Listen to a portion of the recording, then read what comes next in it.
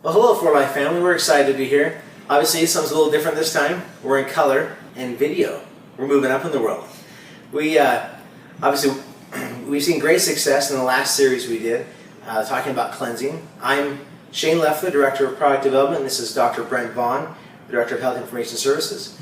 We are going to talk more about glucose metabolism this time. It is a 5-part series, so we'll start with kind of the intro today, and then we'll move through for the next 3 weeks. We'll be talking about Glucoach, Catalyst Plus, and Glucoach, and then at the end we'll wrap it up with kind of how to use them and the benefits that we'll cover during those different weeks.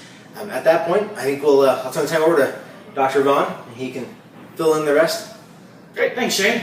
So when we talk about glucose metabolism, we're talking about 3 organ systems in the body. The first of those is the intestines, and we've asked our brother Daryl here to help us out with some demonstration. So, your intestines are their first contact for glucose within the body. After it's ingested, it goes to the stomach, and then into the intestines where the glucose is absorbed. Now, there are a number of enzymes involved in that process, and a number of different facilities the intestines have to aid in the absorption so that sugar can be broken down from starches into individual glucose molecules where it can then be absorbed into the body and distributed to the organs and the brain and everywhere else where it's used. After it goes through the intestines, the next organ is the pancreas. It's kind of hidden up underneath some of these other organs. You're not easily seen through the video today, but the pancreas is probably the most key organ in glucose metabolism in your body. It produces 2 different hormones which manage the way that your body utilizes that glucose. The first and most well-known one is insulin. Now insulin, you can think of it as kind of like a key. When your body cells need glucose, that insulin goes up to the cells, turns the key, opens up the gates so the glucose can go into those cells. Without that insulin, it's much more difficult. Now muscle cells are a little bit of an exception to that, and Shane will talk about that in just a sec. But every cell in your body needs that insulin to help move the glucose from the blood into the cells.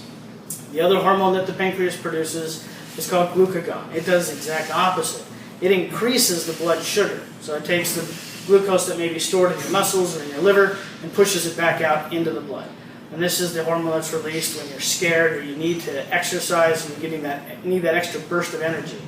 So the pancreas produces those 2 hormones which help maintain blood sugar, and then we have the muscles which help use it. Shane will cover that. So as Brent mentioned, the muscles are a little different.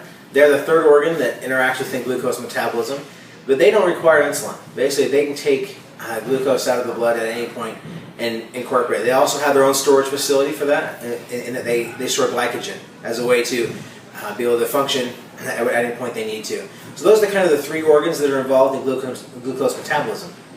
And that wraps up first part of our 5-part series on glucose metabolism. Come back with us next week when we'll talk about Glucoach in detail and give you some information on how it works and why it was put together the way it was. Keep in mind, as you use these products going forward, make sure that you talk with your doctor ahead of time and that these products are appropriate for you at this time in your life. Again, thank you for your attention, and we'll see you next week. See ya.